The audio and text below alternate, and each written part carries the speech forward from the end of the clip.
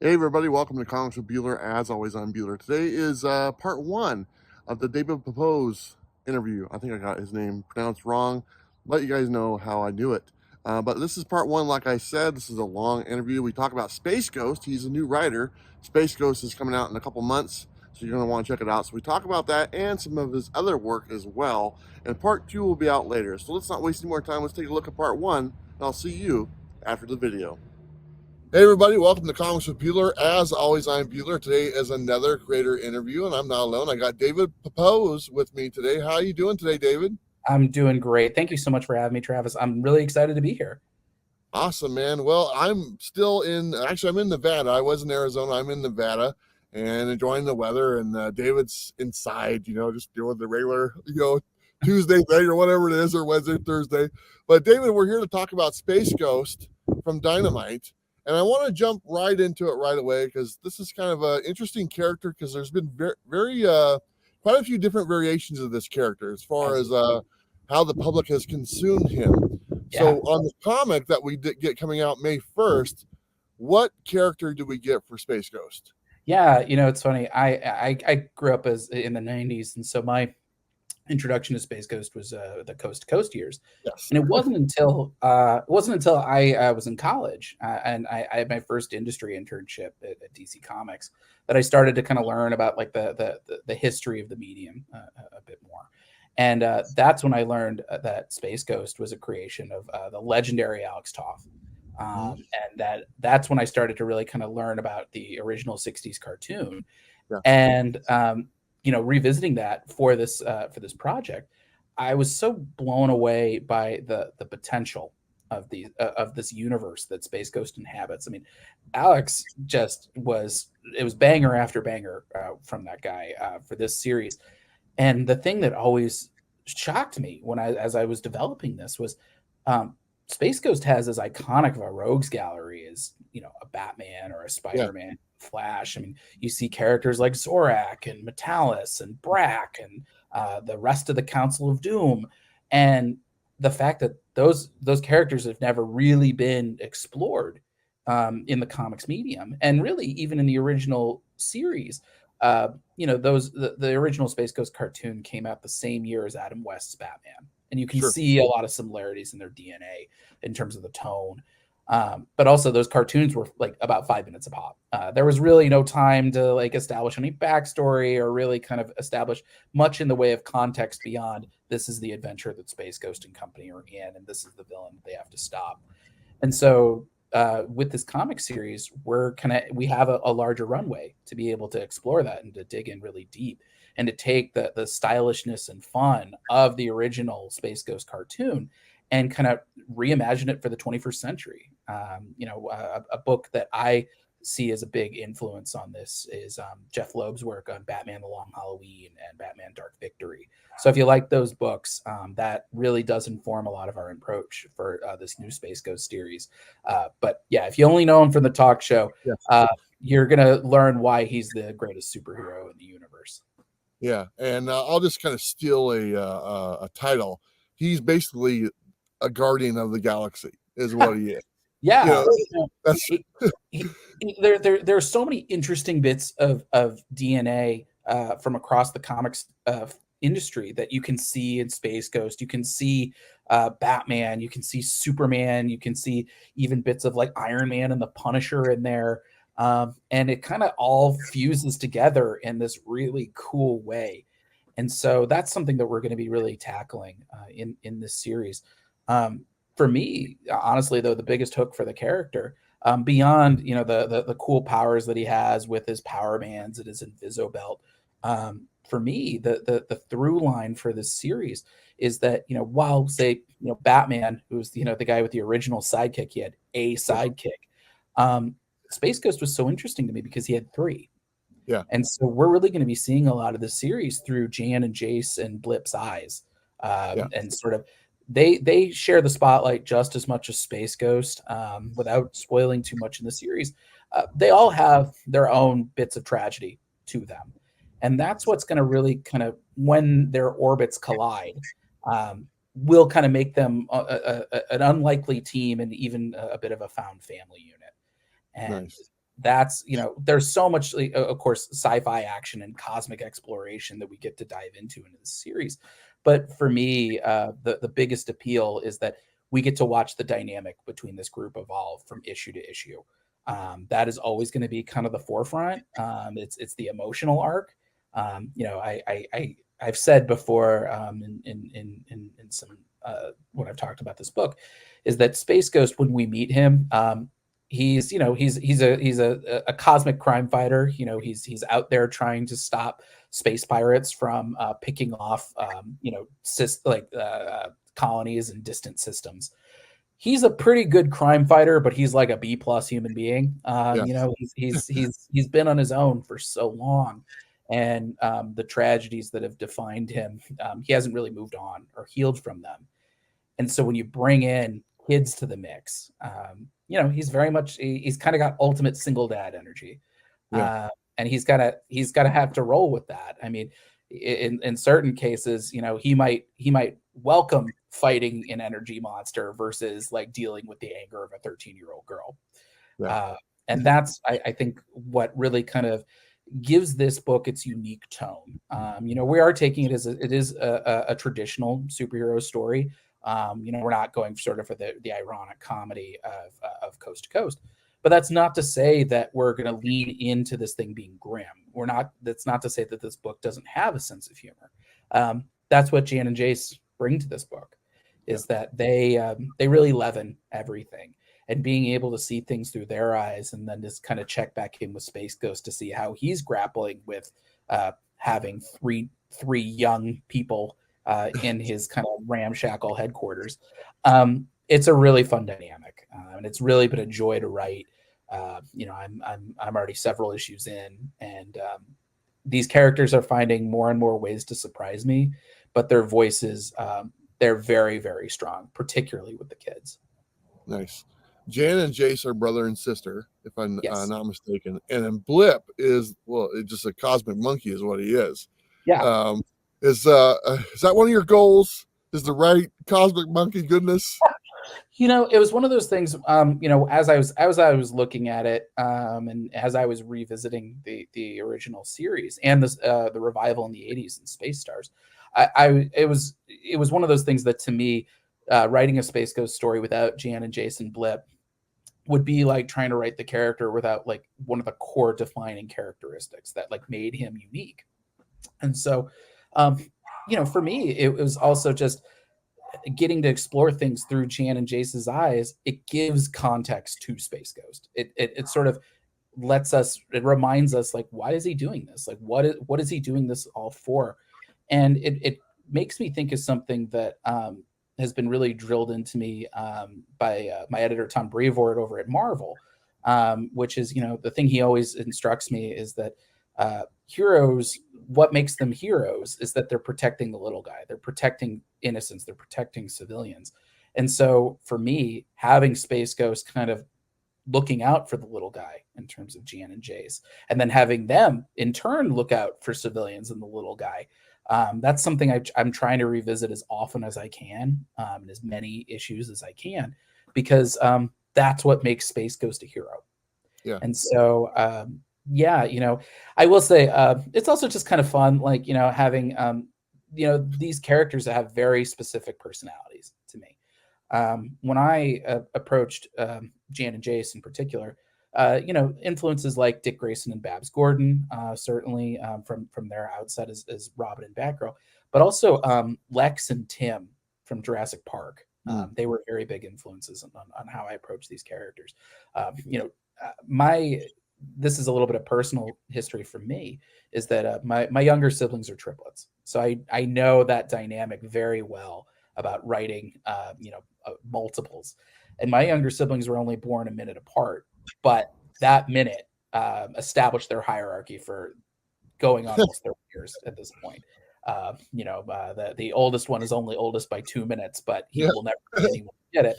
And my baby sister was last by 2 minutes, and of course she's everyone dotes on her as the baby.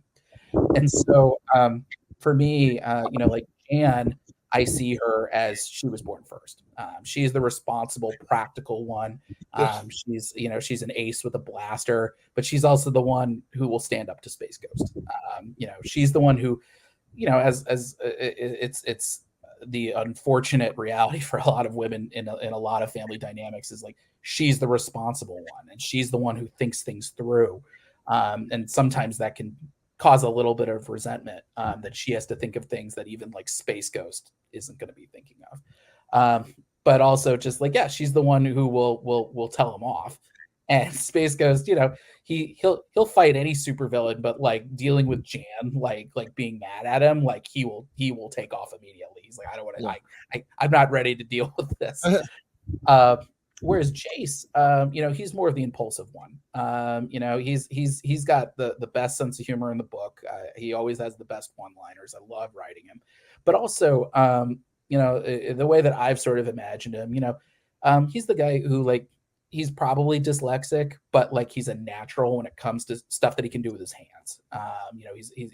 He's the natural engineer of the group. He's the natural born pilot.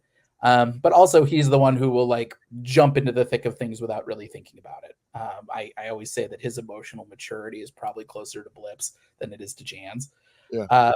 But he's also kind of the sense of wonder to this whole series. He's the one who is when he sees Space Ghost's power bands and Invisibelt, he's the one who's like, I think I know how this works, but can you like walk me through it?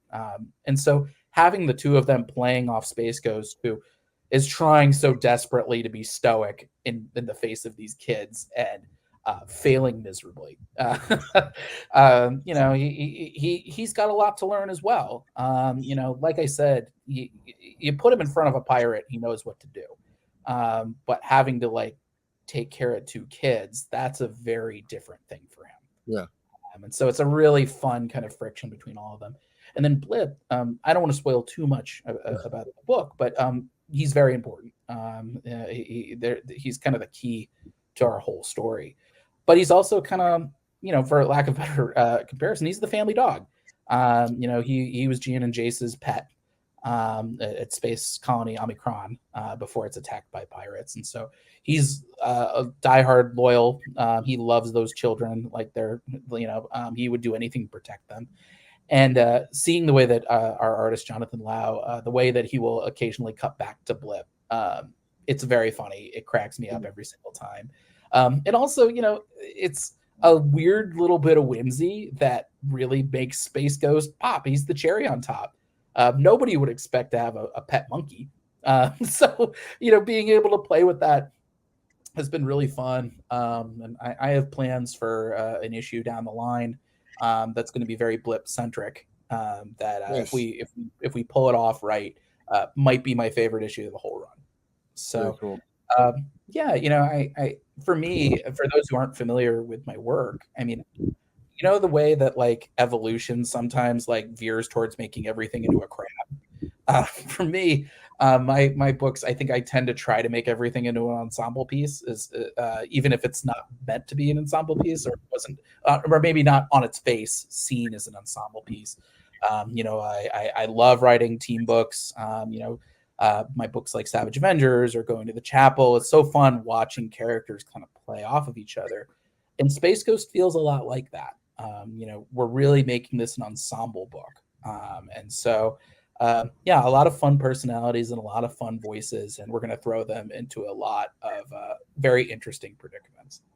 Very nice. Well, let's take a break from Space Ghost and let's kind of focus on some of your other work that people might be familiar with. And then we'll come back around to Space Ghost because I still got some other questions on that. But first, I want to ask you about, and there's been a trend in comics over the last few years with the title of the book, just like a whole sentence. Okay. And you've jumped on that trend with, if I wrote it down, The Devil That Wears My Face. Yeah. Have you noticed that? Have you noticed that the titles are just like I did. Place from home and how to get there. It's like one title or something like that. Yes. It was one of those things. It was a very fun opportunity to get to kind of play with that longer title. That's not something I had done before. Yeah, The Devil That Wears My Face. For those who aren't familiar with that book, that's my horror series going on at Mad Cave. Issue 5 is actually out on Wednesday, May 5th. So, or May 6th, sorry. So you can stop by our local comic shop and pick that up and pre-order our final issue, issue 6, which will be out in May. Yeah, for those who aren't familiar with the book, the way that I pitched it is Face Off meets The Exorcist. It's about Father Franco Vieri. He's an exorcist for the Vatican in the year 1740. And he's grappling with a pretty profound crisis of faith. And his bosses at the Vatican send him to Spain to perform an exorcism on the son of a Spanish nobleman. And unfortunately for Vieri, the ritual backfires. And so he finds himself stranded in this nobleman's son's body, while the demon known as Legion has taken over Vieri's body and returns to the Vatican to wreak havoc. I'm working with artist Alex Cormick on that book. He actually just turned in his final colors just a few days ago. It's probably one of the most beautiful books I've ever worked on, despite it being like terrifying horror. I'm so proud of it. It's for those, if you like Face Off, obviously I'm a huge fan of that movie. The sort of body swap cat and mouse of it all, but also just kind of like unsettling horror and action. It's a really fun book. We've been having a lot of fun doing it. 7 years of Latin classes have paid off finally. I'm super proud of that book, and I'm excited for people to see how the thing ends. Nobody has guessed it yet, and cool. When they do, I think it's going to put the entire series and turn it on its ear. Very nice. I saw that book in there, and I do a preview video every week that shows all the books that come out. It's a very popular video. I've been doing it for many years. And I remember seeing that title on there. I was like, oh, there's another one that has another long title. I got to type it all out and stuff. So, but I can appreciate it because I mean, it's not the record holder yet, but I mean, we'll leave that one to like James Tynan or something like that. Exactly. But, that's it was cool. I mean, listen, my second book was a book called Going to the Chapel, which that was already fairly long. Adding on a little bit more. Yes, it certainly makes it hard to tweet about. Yeah. There was another I remember from Boom. It's called "We Only Find Them When They're Dead." Yeah. It's like, what is happening here? Yeah, exactly. Anyway, it's all good. It's all good. Another one of your books I want to talk about, and I'm curious about this because I remember reading the first couple issues and I really enjoyed it. But I want to ask you, did you have a bad experience in the Boy Scouts when you were younger? Or was it just me? Because let me tell you my experience with Boy Scouts. When I joined Boy Scouts, I was all for it. I went and I got the outfit at Sears, all the whole thing and stuff. And I went to my first Boy Scout meeting and I was all excited. But then I realized on the meeting, it was the night that Alf was on. And I really liked Alf. You're like, so I went to the Boy Scouts 2 times, and I told my mom I didn't want to go. I never told her why, but the reason why is because I wanted to stay home and watch Alf. And that was before, on demand and anything like that. Yeah. So you had to watch it. So for those who don't understand the context, we're talking about my series at Aftershock, Scout's Honor. And for those who aren't familiar with what that title was about, it was set years after a nuclear apocalypse, and from the ashes, a cult has come up, and their Bible is an old Boy Scout manual. And our story follows Kit, who's like a young acolyte for this post-apocalyptic Boy Scout cult, who has a secret. They only allow men to serve, and so she's had to conceal her identity as a woman. That was a nice twist. I remember reading that. I enjoyed that. And she finds out kind of things are not exactly on the up and up within this cult. That was a super fun book to write. The way that came about was I was not a Boy Scout, but my younger brothers were. And it was such kind of like when I saw it, and then occasionally when their troop would come over at our house, you see him in the uniforms, and he's got the rituals and the badges and the pageantry behind it.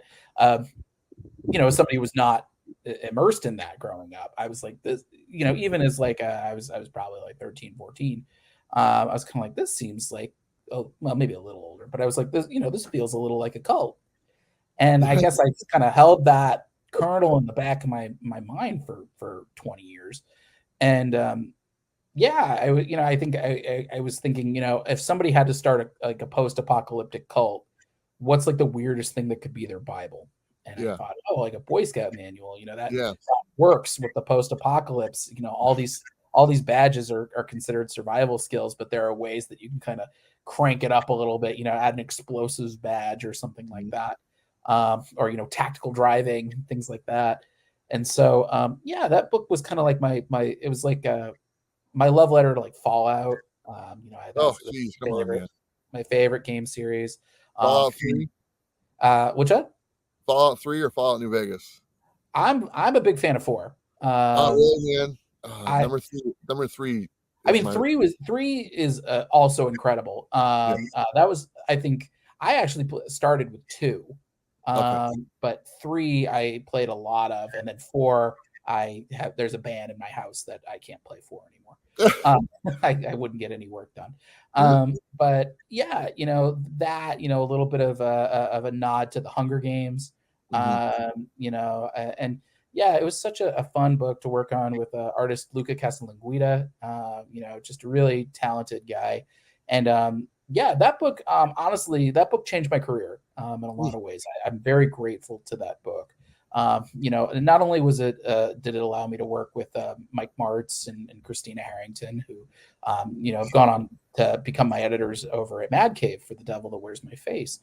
But that was the book that got me on Marvel's radar. I had been in touch with Tom Brevoort and C.B. Cebulski for many years since my first book, and Scout's Honor, I've been told, was the one that made them decide, like, okay, I think he's ready for prime time. So yeah, and I think I think that might be tied for my best received book for my career. So I'm really grateful for that book and for everybody who checks it out.